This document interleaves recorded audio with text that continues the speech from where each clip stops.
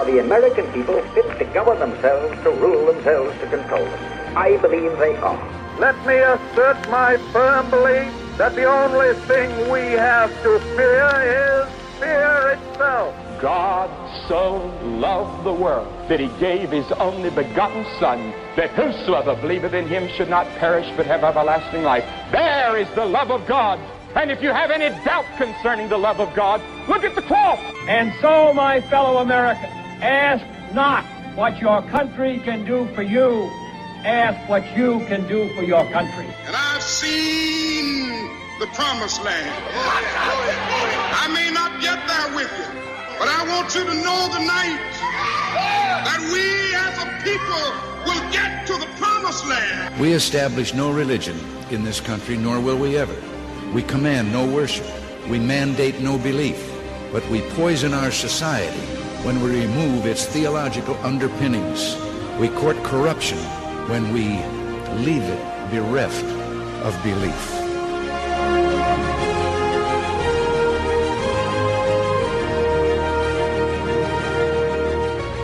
And welcome into another edition of American Heritage Live. I'm your host, Jeff DeShazo. Across from me, the inimitable, as always, Ron Meyer. Love that sweater. And in the booth, Daniel Connors, our faithful, flag-waving, and salutatory-giving producer. And what was that last word? The salutatory giving. Oh, okay. Yes. You like that? I like that. No comment from you. No comment on that. Okay. And we want to thank our sponsors, as always, for American Heritage Live. Can't do the show without them. They are Sonny Maynard with Hometown Lenders, Jim King of Hedges and Highways Ministry, Brad Phillips and Homewood Auto Body Specialist, and Jason Ingram with USA Title of Alabama. And Ron, as you know, I'm a sponsor too. Yes, with you are. Keller Williams Realty in Hoover. Been doing real estate about 17 years, but hey, I'm excited. You know why? What's that? Today, as of this day, recording is my birthday, number one. And I want to make an announcement that I am engaged to the lovely Tammy Reagan, who is waving at me, blowing kisses at me in the booth with Daniel. How about me? Nothing, not even a wave. Right? Okay. She gave you a wave. She said, yes, I did. But she is awesome, and she is a Proverbs 31 woman. Let me tell you, I'm a very blessed man. You are. And last Friday, my son got married, and today is my birthday. And within 72 hours of all of that, right in the middle, like an Oreo cookie, the best cookie in the world, I got engaged to the lovely Tammy Reagan. Is that not an awesome? Is that not an I awesome think it's weekend? awesome. Don't ask me how my week went. But, Well, I'm happy for yes. you, Don't be a hater, Ron. We can always, get the cookies. Okay. That's all right. No, your day will come, brother.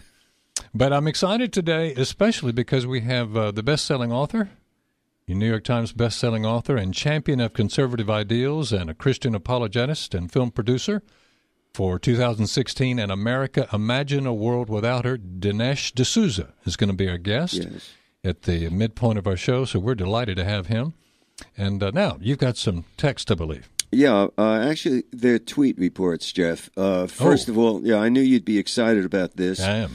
I can tell. As you know, our beloved Senator Morris Winky Winkman. Good old Morris. Still looking to find California. It's now been 3 weeks. He's in Detroit, Michigan now. But he wires and he thinks that he's almost there. So I just want to pass that along to you. And the big news. Way to go, Morris. Yeah, be in a lot of trouble. The biggest news, though, is that last week we mentioned Horace Stanley Blinkman as a possible running mate for Morris Winky Winkman. And I got a lot of messages on that one. I bet you did. He is located right now at the Shady Crest Seniors Home. And at some point here, we're going to interview him. But the big news, are you ready for this? Yes, no, is actually. A prospective Secretary of Defense. I mean, Winkman hasn't even gotten a nomination for anything, right? Yeah. And he would be Jarris Blinky Kinkelman. Oh, so you would have a ticket. No, wait a minute. Winkman, Blinkman, and Kinkelman? Well, you'd have Winkman, Blinkman, and Kinkelman, right? All out there, all in the same administration. Now, Kinkelman, as you know, Jeff, is a retired Army general, and he's located now in Happy Dale Sanitarium down in Wetumpka. So we're going to have to get down there and interview him also. Yes, I'm going to send you there with no microphone. And back to the the news report. Hey, we got some stories we want to get to now. Daniel, let's go ahead and line up, if we can, the clip we have of Judge Roy Moore, our own Chief Justice in Alabama of the Supreme Court, Chief Justice Roy Moore in the Supreme Court of Alabama. He had a what I thought was a stimulating, to say the least, interview with Chris Wallace of Sunday Morning with Chris Wallace, or Fox and Friends, or whatever you want to call it. And there's no way to do it justice except to play it. So, Daniel, when you're ready, let's go with the clip, and we'll play it all the way through.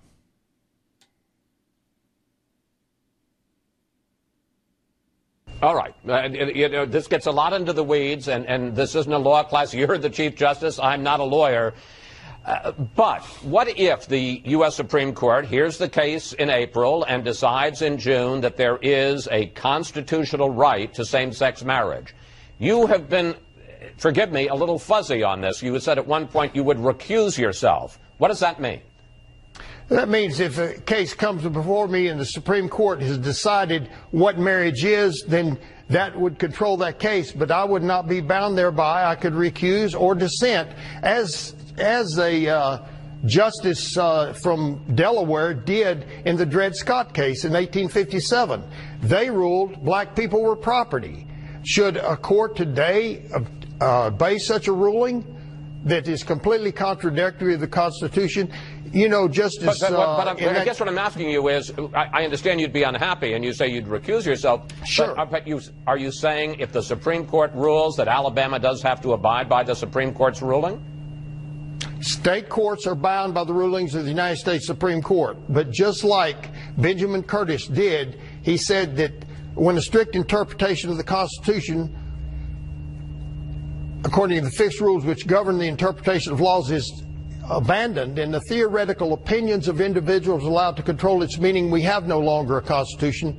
We're under a government of individual men who, for the time being, have the power to declare what the Constitution is according to their own views of what they think it ought to mean. There's one last question. We just have time for one last question. This is not the first time that you have run up against the federal courts. Back in 2003, you ignored a court of appeals, U.S. Federal Court of Appeals, ruling that you must remove a 2-ton granite monument of the Ten Commandments from the state capitol. At that point, sir, Alabama, a state ethics panel, said that you had to be removed from office because you had put yourself above the law. Aren't you doing the same thing now, sir? I was obeying the First Amendment of the United States Constitution, which does not prohibit the acknowledgement of God. When federal courts start changing our Constitution by defining words that are not even there, like marriage, they're going to do the same thing with family in the future. When a word's not in the Constitution, clearly the powers of the Supreme Court do not allow them to redefine words and seize power. The power is not delegated to the United States by the Constitution, nor prohibited by it to the states, or reserved to the states respectively, or to the people. This power over marriage, which came from God under our organic law, is not to be redefined by the United States Supreme Court or any federal court. But they may do it. Chief Justice Moore, well, they may do it, but they may do wrongfully, just like they did in Dred Scott and Plessy versus Ferguson in 1896, where they said that separate but equal was the policy of the United States. I understand that, but when the Supreme Court rules, the Supreme Court rules. Chief Justice Moore, we're going to have to leave it there. Thank you so much for joining us, and we promise we'll stay on top of this story. Wow. I told you there was an electric interview, and it's about 3 minutes long, and we want to thank our listeners for being patient to hear that all the way through. Ron, I want to get your thoughts initially on that. Actually, I have to laugh, Jeff, because there was an article in one of the New York papers that said after the interview, Chris Cuomo turned around and said, "I need a drink." Wait a minute, Chris Wallace, you mean? Chris Wallace, rather. I'm sorry, Chris Wallace. Well, you know, he was on all the talk shows. He's the Fox host on Sunday Morning with Chris Wallace. He had all the talk shows on, for those who've never been interviewed live on air, that's a lot of work. But here's the thing I want to say, and I want to wrap this up and move on to the next story. Ron, as far as Judge Roy Moore, the Chief Justice for Alabama, and the story of same-sex marriage, here's it can all be encapsulated into this, okay? Here's the story. Federal judges, appellate or not, and the federal level do not have the right constitutionally to make law. They do not. They do not, should not make law in what they used to call legislating from the bench. That's what's going on here when they strike down and give, in quote, interpretations for Alabama's constitutional law. And Judge Roy Moore is quite correct until, and I'll end with this because I know you have a comment, until the Supreme Court makes a ruling, Alabama's Constitution is supreme, and our law stands. That's it. That's it. Ron. I don't know how that changes, Jeff, outside of ruling by the Supreme Court. But in general, we've been talking about some of the judges, a lot of these judges in our country right now, that are overturning the will of the people. They are. People are voting against the very laws that they're enacting. That's right. The problem. How do you get rid of these judges? Well, the only solution constitutionally is to impeach them. There has to be vote for impeachment and recall, which can be done, but there's such a propaganda and a driving of the elitists and the leftists and progressives that the people are powerless and only government top-down. In other words, we know what's best for you, that mentality. That's right. That Americans feel, well, there's nothing we can do. I mean, it's just we just can't Sounds do like anything. The Godfather. Have you done that imitation? Oh, that was kind of like this. Let me make you an offer you can't refuse. That was a Godfather. But, I mean, that's the way Americans feel. They just feel powerless. But it's not true. And we want to say to our listeners that one of the reasons this show exists is to remind you of what you once knew in our country.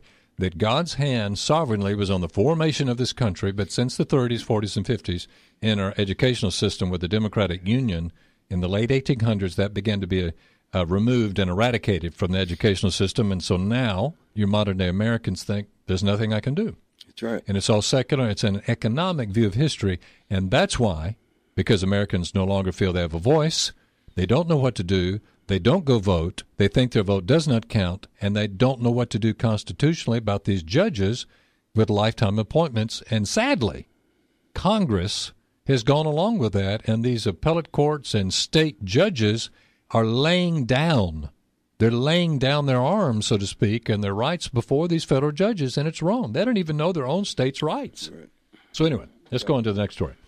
Ron, you had a story, I believe, next, didn't you? Yeah, well, actually, no, I did. Gonna share, I did think, too. On the Christian there is a situation. symbol going around, and we want to thank Father Benedict Kiley. He's a New England priest for making this popular. I have friends of mine on Facebook who have been using this, and I didn't know what it was. I may be one of the last to know, but we wanted to share it with our listeners, and that is he made popular the Arabic symbol for the Nazarene, N. And ISIS, the Islamic terrorist, are going around marking this Arabic symbol of the N on Christians' homes. And it reminds me, and this article writes, that much like the Nazis used in World War II to mark the Star of David on the homes to symbolize and mark where the Jews were, the terrorists are marking this Nazarene N on the homes of Christians, and he's trying to, and I think in a good way, talk Christians up to identifying with the martyrs. As it says in the book of Revelation that, the martyr's blood, that cup is going to be filled. And the Lord foretold that. And Ron, I believe we're seeing the blood of the martyrs, those prophecies come to pass in the book of Revelation. But if you want more information, just go to Nazarene.org, Nazarene.org. That's Nasarean, and you can find out more about it. Now, Ron, your story. Well, it's interesting, Jeff. Charles Krauthammer came out with a very hard-hitting article on Crusaders and Appeasers, he calls it. And he starts off simply by saying that the Secretary of Defense said the world is exploding all over. You got that? Yeah.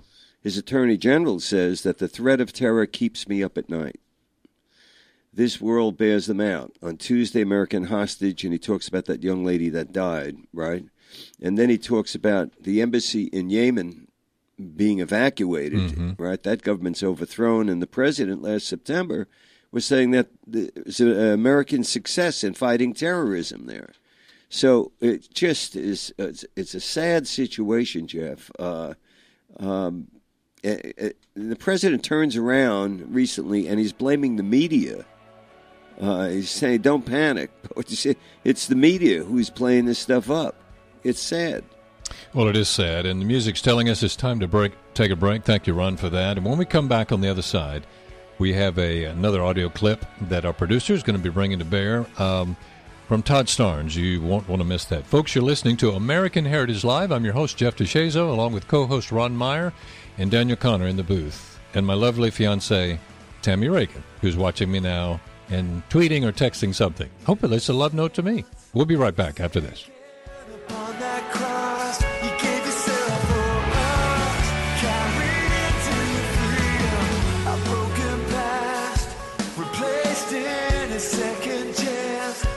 Hi, everybody. This is Jeff DeShazo, host of American Heritage Live. I'd like to tell you about my real estate business with Keller Williams Realty. For the past 17 years, I have been serving the greater Birmingham area. When it comes to life's experiences, few areas give more satisfaction than owning your own home. This is a part of the American dream. Perhaps you own a home and would like a free comparative market analysis before you list it to sell. Or you may need to downsize, or need a larger home. Whether you're a first-time home buyer or considering buying a second home for your family vacations, whatever your needs are, I invite you to call me today at 205-223-7653, or you can visit my website at jeffdeshazo.com. That's Jeff, DESHAZO.com, and there you can request free listing alerts for any houses you like to be sent to you. I'd also like to send you my free mobile phone app for your smartphone, where you can search for houses over your phone. Please call me today at 205-223-SOLD. That's 205-223-7653. 223-7653. And together, we'll make real estate your estate. Birmingham is ranked in the top 10 for hottest housing markets for 2014. So whether you're a first-time home buyer, buying a second family home, or perhaps needing to downsize, be sure and call Sonny Maynor with Hometown Lenders. Sonny continuously operates from the core belief that exceeding expectations is the only way to do business. Sonny delivers this pledge through unsurpassed customer service. Using leading-edge technology, he can provide the most innovative and creative financing solutions available. At Hometown Lenders, Sonny makes sure that each customer receives the highest level of personalized service and communication throughout the entire loan process, guaranteed. If you like, you can even close your loan right in your own living room. Call Sonny Maynor today at 205-440-2444, 205-440-2444, or go to his website at 989-7171.com. With Sonny Maynor and Hometown Lenders, people before profits isn't just a catchphrase. It's the way they do business every day. Where do you go to order a property title or schedule a closing on a home? Call Jason Ingram, closing agent and account executive with USA Title of Alabama. USA handles property searches statewide and can close loans at your home or work, the agent's office, or a point in between. You'll love their website, where you can monitor your transaction 24 hours a day using their Sure Close technology. And you can also print off documents needed for your closing. At USA, they are dedicated to providing superior service when searching property records, serving as escrow and closing agent, and issuing title insurance for their customers. USA is also a great asset for buyers and sellers and real estate agents that are looking for a flexible partner that can close anywhere. Call Jason Ingram today with USA Title of Alabama at 205-876-1560, 205-876-1560 for your title and closing needs, or just go to their website at usatitleal.com.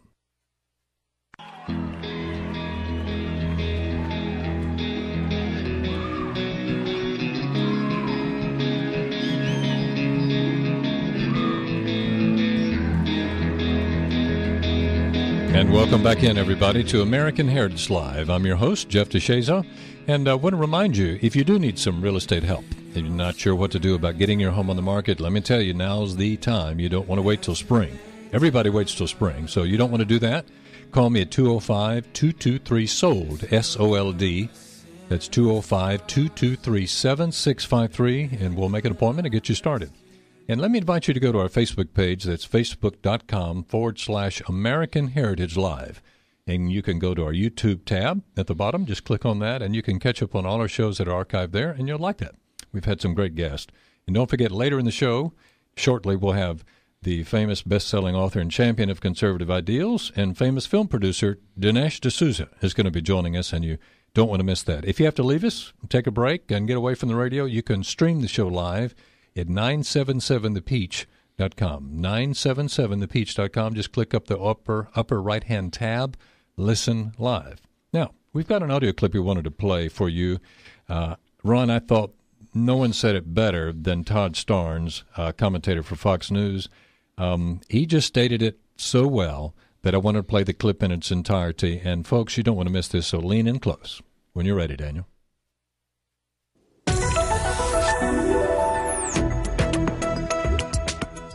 Moral cowardice. I'm Todd Starnes, and that is the subject of today's American Dispatch. It was another weekend of bloodletting by the radical followers of Muhammad. By now, you've seen the images. 21 Coptic Christians slaughtered on a Libyan beach by radical Islamic extremists. The White House denounced what they called the murder of Egyptian citizens. Not Christians, citizens. The president could not even summon the moral courage to speak the truth.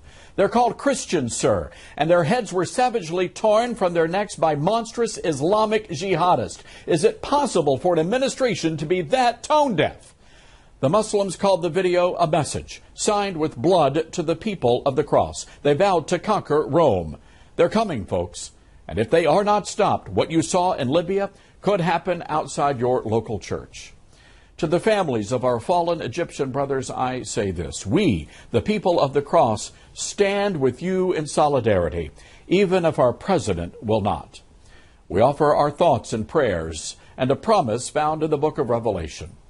And I saw the souls of those who had been beheaded because of their testimony in Jesus and because of the word of God, and those who had not worshipped the beast or his image and had not received the mark on their forehead and on their hand, and they came to life and reigned with Christ for 1,000 years. Modern-day martyrs for the faith. I'm Todd Starnes. To watch more of my commentaries, visit foxnews.com.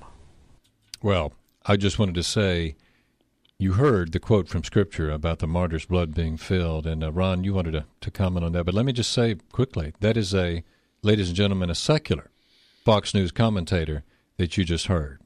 Ron? Jeff, interestingly enough, you had the Jewish people that were killed also in France, if you remember, and this administration, this president, didn't even bring out the point that there were Jews that were killed, probably because they were Jews. And so you're getting it on both sides. Also, if you remember, when ISIS started up, they were talking about a group of non-Christians that were fleeing because of persecution. No mention was made of the fact that there were Christians that were dying and are still dying over there. It just blows my mind that our president can be so insensitive to Christian people around the world. Well, it is, and I have no explanation. I mean, everyone's theorizing and speculating and second-guessing, and ladies and gentlemen, as host of the show, and Ron is co-host, we don't know what the bottom line reasoning is.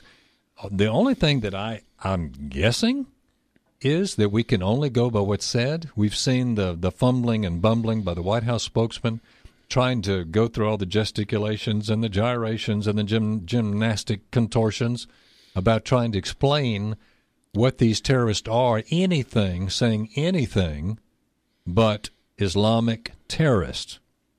And also identifying the victims as Christians or Jews. Those terms are left out. That's right. So I ask the listeners, what do you think? What do you believe the reasoning is that the president and his administration, all of his administration, are so reluctant to identify people of faith who are being murdered and martyred?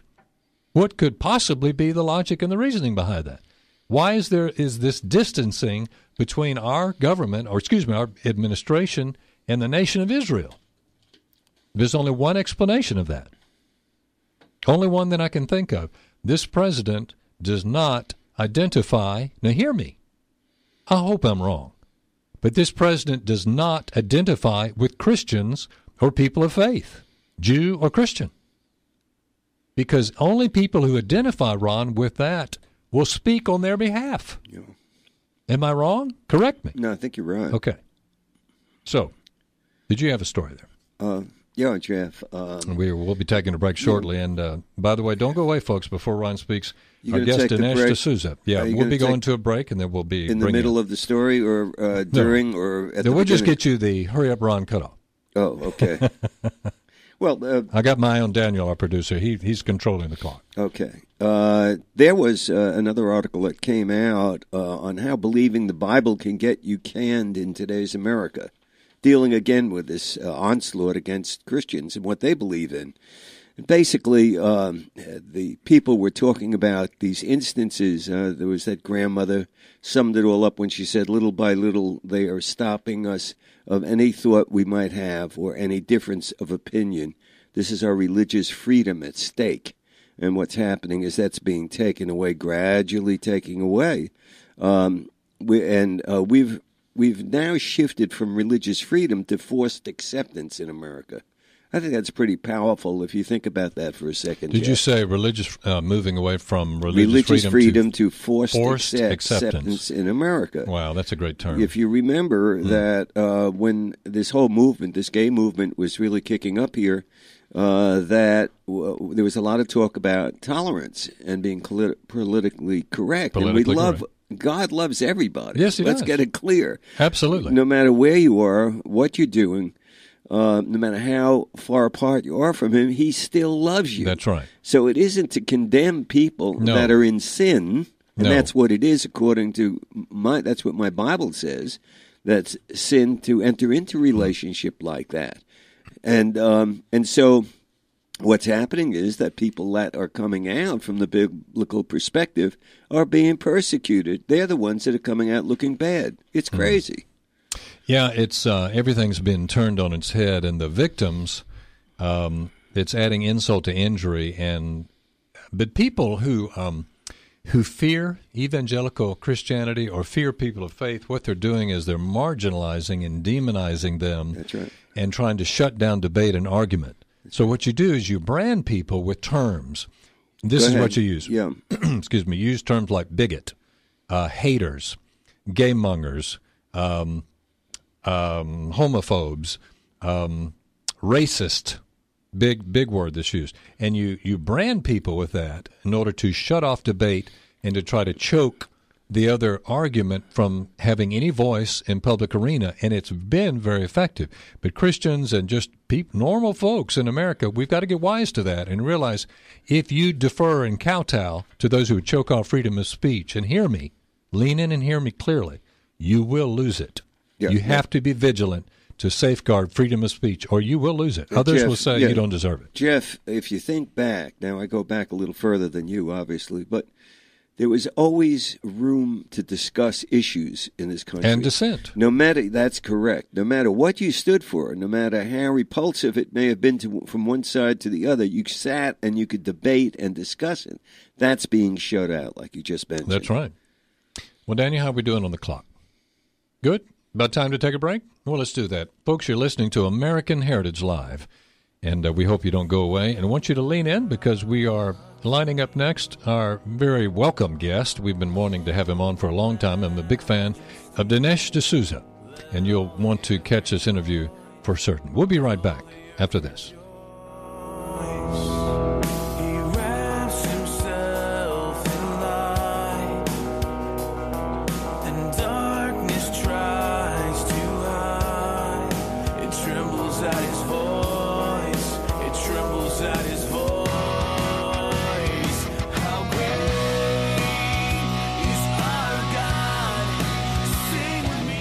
Hi, this is David Barton. You're listening to American Heritage Live with Jeff D'Souza and Ron Meyer.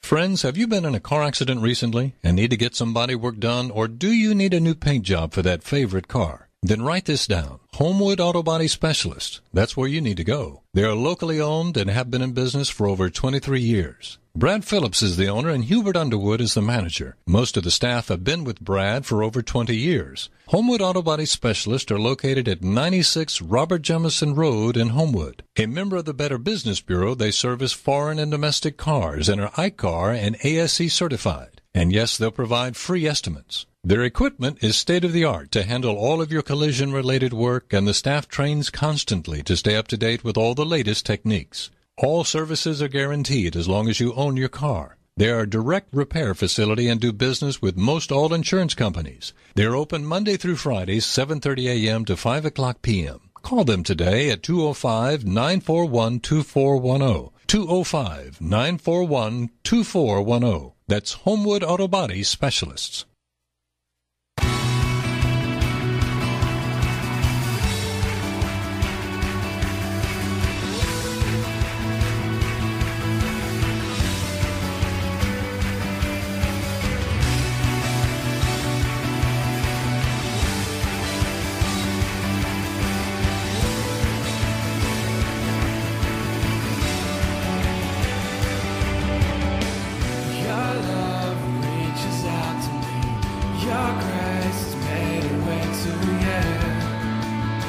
Welcome back in to American Heritage Live, and at this time we are delighted to have someone that I've been a big fan of a long time, none other than Dinesh D'Souza. I first heard about him by his books that he's written, bestsellers. He's been everywhere. He's been all over the media. There's not an article, a publication he's not been in. He is all over cable television, news, O'Reilly Factor, Moneyline, Hannity, you name it. If you have not been watching TV, there's no way to miss this gentleman. I'm a big fan. America, Imagine a World Without Her. One of the latest movies he's done. We're here to talk about that especially. We're here to welcome none other than Dinesh D'Souza. Dinesh, we are delighted to have you on our show.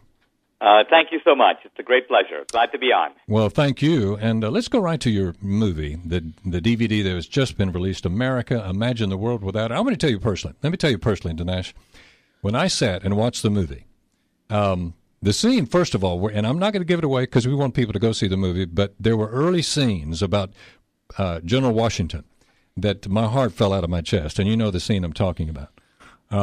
That scene and where you just painted the picture and you began to just dismantle the leftist and progressive arguments, I thought it was brilliant. And I want to ask you the question, what compelled you to do this particular movie? Well, I did my first movie came out in 2012. It was about Obama, and it was about the secret history of Obama, and the film was called 2016 Obama's America. Right. It revealed a side of Obama that people really didn't know. I think a side that's actually really helpful in trying to understand what that guy is doing now. But I wanted my second film to be bigger than Obama, and I'm an immigrant. I remember seeing America for the first time at the age of 17 when I came here as an exchange student from Bombay, India. I wanted this to be a film about kind of an argument for an intelligent patriotism that answered the critique, not just of Obama, but the whole progressive movement that he has lined up behind him. A movement that is very powerful, not just in politics, but also in culture.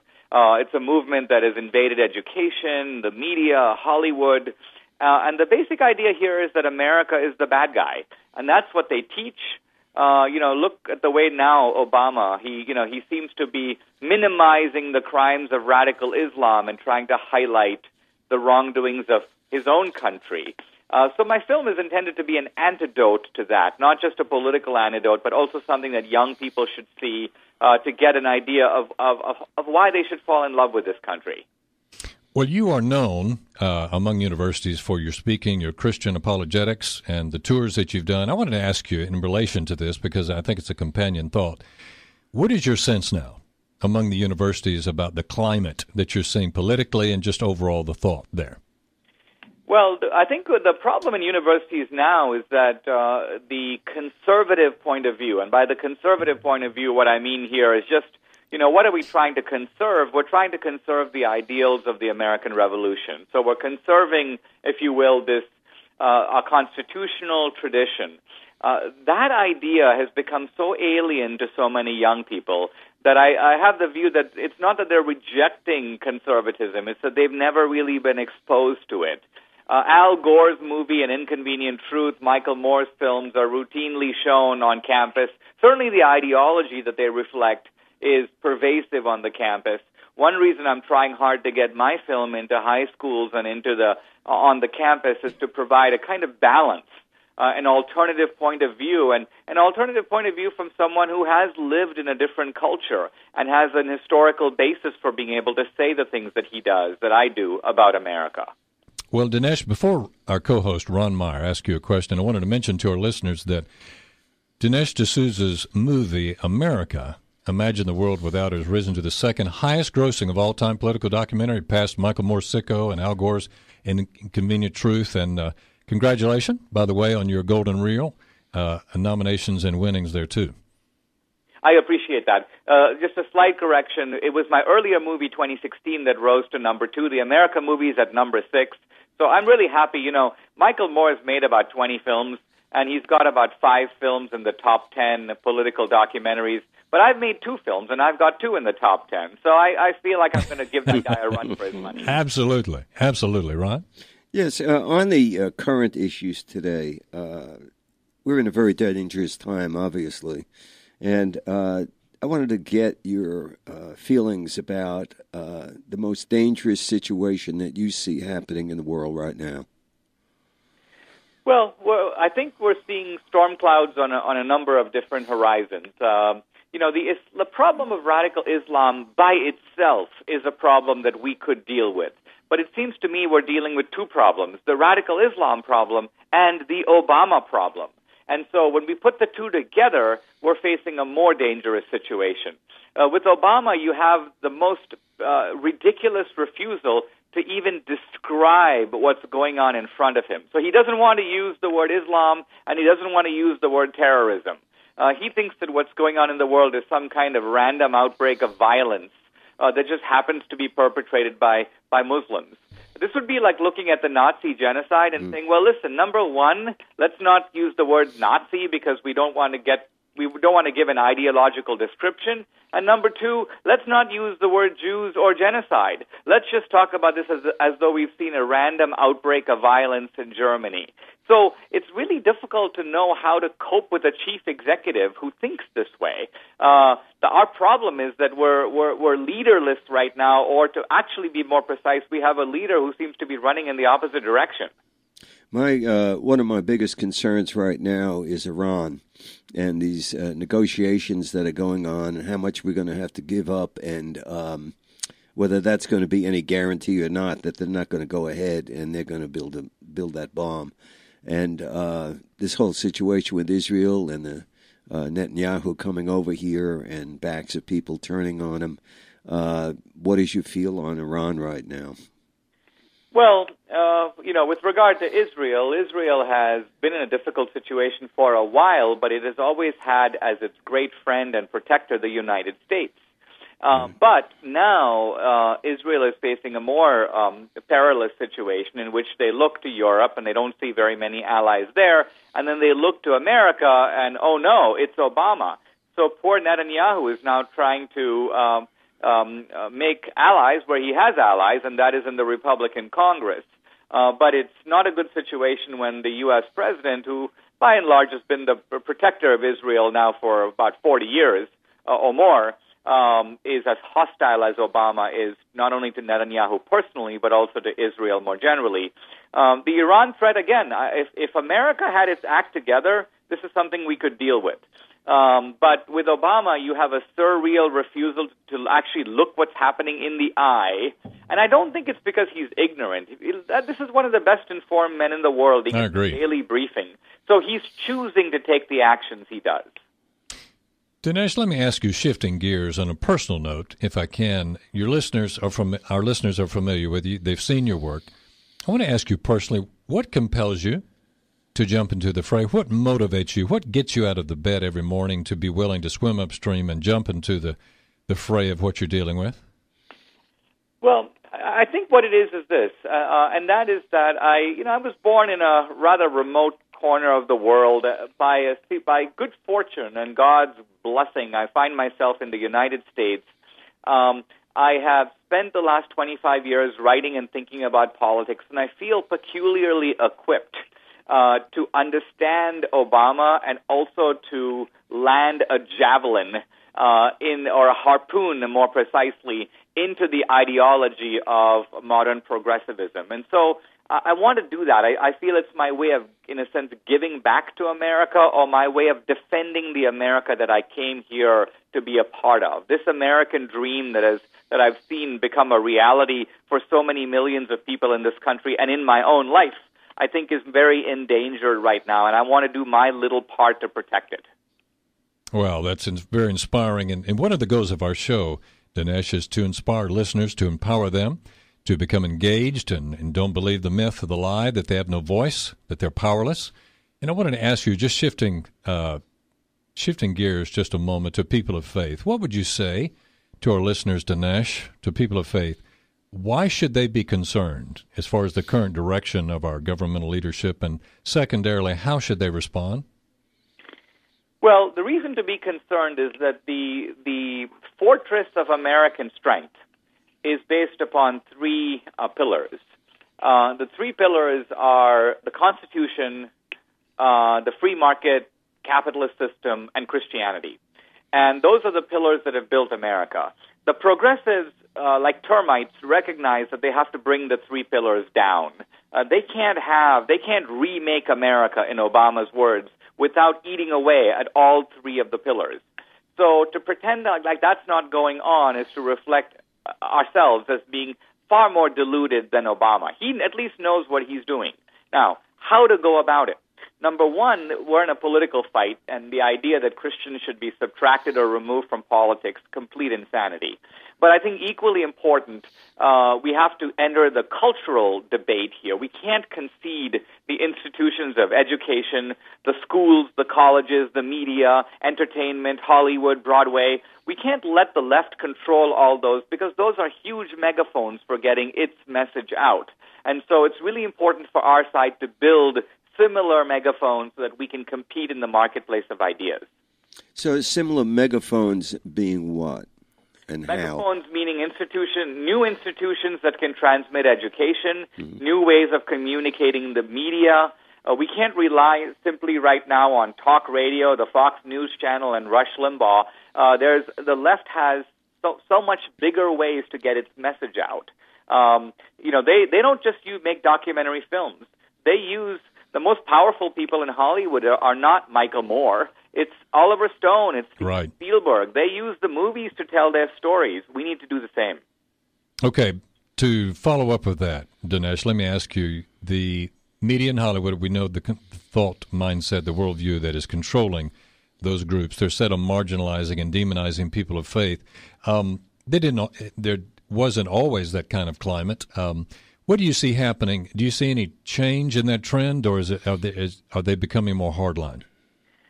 Well, Hollywood by itself is not going to change, any more than the universities by themselves are going to change. Absolutely not. And so here's the point, that it's important for us to pray, but it's also important for us to realize that sort of we are the fingers and the toes and the arms and limbs of God in the world. And so it's important for us to recognize that if we don't do it, no one's actually going to do it. Change doesn't happen by itself. Change happens through us. So what we should be praying for is for God to inspire us to be creative, to be innovative, to come up with new ideas, new institutions. We're in an age of technology, so it's very possible to do that. Think about it this way. A guy like Steve Jobs didn't say, how do I take over AT&T? How do I get my friends in there to rise through the ranks? And no, you create a product that makes all the old phones obsolete, and then everything else is going to go your way. So similarly, we have to create new ways of delivering education, new ways of delivering media, and Hollywood will quiver when that happens. One final question for you, Dinesh. On a personal note, again, going back to that, what would you say to our listeners? And we know you're short on time, and we want to respect that. What would you say to our listeners to inspire them as far as what they would want to know about you, is how you feel about them as far as the most important thing you would want them to know, and also what would you like to leave as your legacy, Dinesh? Well, I've been for most of my career a writer. I've been working in various think tanks. I've written 13 books. My latest book is just called America, Imagine a World Without Her, the same title as the movie. The reason I've pivoted my career into filmmaking is it's an opportunity to reach a much wider audience. And so I would encourage people to be bolder, to be less afraid. Sometimes Christians tend to be a little bit namby-pamby about politics. They want to have a dialogue instead of a debate. They don't really want to jump into the arena. well, this is a country that's worth fighting for. It's a country that's built on Christian principles, and so it's a country that requires and demands our allegiance and our efforts. Well, Dinesh, it has been a pleasure. Ron, on behalf of Ron Meyer and I, we are just delighted to have you. Hope you'll come back. It's been a great pleasure, and we wish you Godspeed, sir. Thank you very much. Thank you. Well, folks, you were listening to the voice of none other than Dinesh D'Souza. Now you know why, Ron, I'm a big fan of his. On the other side of the break, we'll wrap up the show on our last and final segment here at American Heritage Live. Don't go away, folks.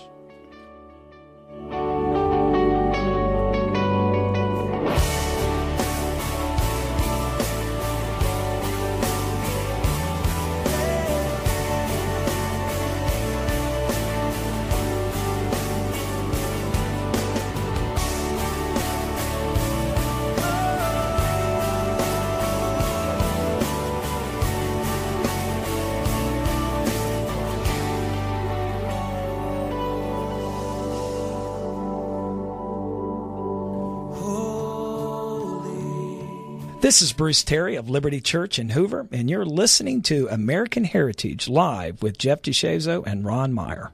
Jim King is a concerned American and one of our sponsors and friends here on American Heritage Live. Jim is on the board of the Hedges and Highways Prison Ministry. They provide adults and teens leaving prison with assistance in these areas: counseling, support groups, assistance in finding housing and employment, food and clothing and education. Right now, they're raising funds for gift bags, which includes items not provided in prisons. These items include toothpaste, washcloth, shaving cream, soap, and shampoo. It is amazing how many are in prison without any connection to family or friends. These gift bags will lift their spirits and allow them to feel support from a ministry that will help them once they get out. Hedges and Highways is a 501c3 organization, so all contributions are tax deductible. At the moment, their goal is to raise $20,000 for the gift bags, and they need your help. Please make checks payable to Hedges and Highways Prison Ministry, P.O. Box 112075, Birmingham, Alabama 35211, or call Director Lois Gardner for more information. That number is 205-516-5634, 205-516-5634. Please call them today.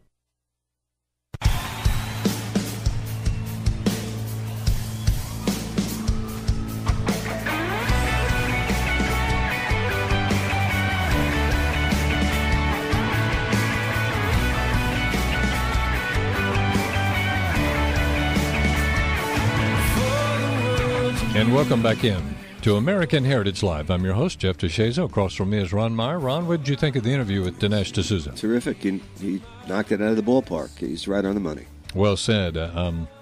Now you know, as I mentioned to you off air, and I want to tell the listeners, if you heard the interview, hope you did. If you didn't, just catch up on our archive there on YouTube channel, on American Heritage Live on our Facebook page. But now you know why I'm a big fan of Dinesh.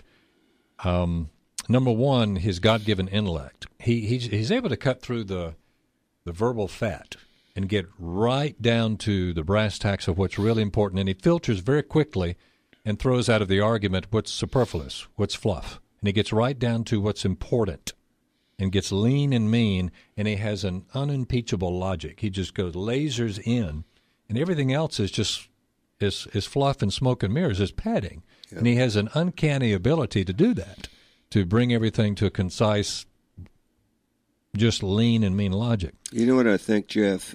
Just as you share that, a thought came to me that as 2016 rolls around and people are looking for presidential candidates, it would seem that if you get somebody in the field that has the guts to stand up at the plate and call it like it is and take off the kid gloves, that's somebody I would respect. We need a tough, strong leader in this country. Again, we've been dealing with mamsy-pamsy too long now.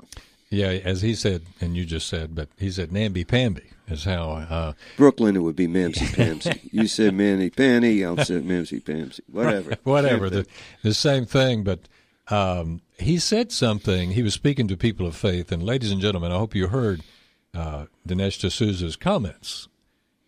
Did you hear what he said about Christians? He said for too long there's been this namby-pamby approach and mentality, and he's right. There's a phrase that's called so heavenly minded that they're no earthly good.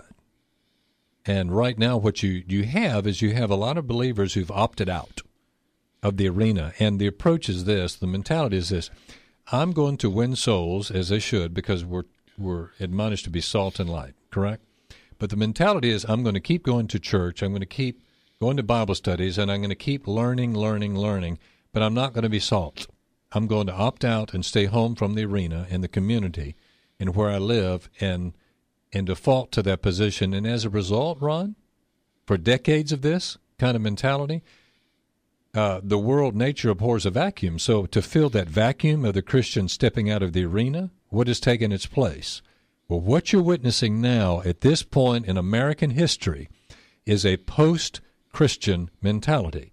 Really, now hear me clearly, an anti-Christ mentality. You're starting to see it. And Christians, you've read about it for decades, the anti-Christ spirit. You read about it in Scripture. Well, what you're witnessing now in American government and our leadership and culture, everything controlled by that, is an anti-Christ spirit, an attitude. And it's pervasive now in our culture. You mention the name of Jesus, you mention Christ, you mention him crucified, immediately you get a hostile reaction. You don't get a sympathetic reaction by and large. Yeah, we talked about that earlier. That's what I was alluding to. Go ahead. It's reversed now. It was tolerance before, now it's intolerance towards Christians. Intolerance turned on its head. Yeah, that's right. Exactly. Well said. Now, thank you. You had a story. Well, actually, we were going to mention another story just briefly. One of the stories we didn't get to cover earlier is the Constitutional Convention that Oklahoma Senator Tom Coburn and Ohio Governor John Kasich, which I'm a big fan of, by the way, who are leading the effort, and that's a state-level campaign to rein in the federal government by calling for an unprecedented convention. That's right. Constitutional convention. There you go. Let me get it right. A constitutional convention to amend the Constitution for the purpose of requiring a balanced federal budget. Basically, so where Congress doesn't exceed its revenue. And we've needed it for decades. There hasn't been a budget submitted while the Democrats were in control of the Senate. When was the last time a budget was submitted? Well, Republicans have submitted a lot of budgets, but the problem is they were sat on. That's right. And they never reached the White House. That's right. By none other than, who used to be the Senate Majority Leader, Harry the Man Reader. Pastor Reader. Harry Reid, if you're listening. Senate Majority Leader Harry Reid. I laughed at my own joke. I'm so funny. I don't think Harry Reid is going to think so, but go ahead, Jeff. I'm laughing because we had Pastor Reader on the show. Let's don't confuse the two, or I really will be in trouble. Now, let's go on to your story. You had another one, I believe, next. Well, excuse me. I do. Don't you? Yes, I do. Yes. I was just trying to... Just trying to find it. Yeah, I'm trying to find it right now. Well, it had to do with the... Oh, yeah. Here it is, Jeff. The That's Constitution. Right. Yeah. Last week, we learned now deep the disrespect of the Constitution runs in the government and how tortured is the logic that underlies it. In a little-noted speech at Washington and the Lee Law School, General Michael Hayden, the former director of both the CIA and NASA, told us it is remarkable public confession. He revealed that somehow he received from some source a name, authority, and reinterpret the Fourth Amendment, protection of privacy, and wanted to knock it out. Yeah. He argued that the line between privacy and unbridled government surveillance is a flexible and movable one, and that he, as the head of NASA, could move it. How about that? How about that? All right, next I've got a story. This was a audio clip I saw and heard from Representative Elijah Cummings. And basically, and I wonder, he's a Democrat from Maryland. Yeah. Basically, here's the quote, and I'm not going to give it away. I want to so bad, but I'm not. I'm going to hold my fire. And Daniel, when you're ready, let's play that clip, and let's get a reaction from Ron and myself afterwards. Go ahead, Daniel. But I've come by here to let you know I got your back. I got your back. I've got your back.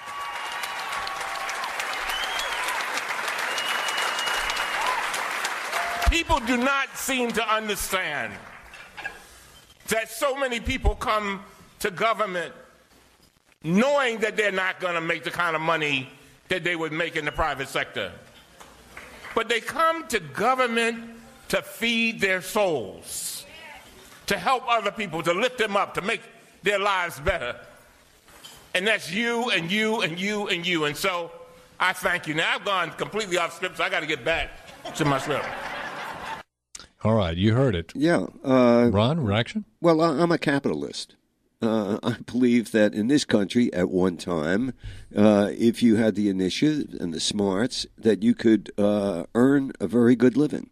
I don't believe in this nonsense about taking from the rich and giving it to the poor. The Robin Hood. Yeah, the Robin Hood mentality. So you keep taxing the rich people so you can have more and more giveaway programs.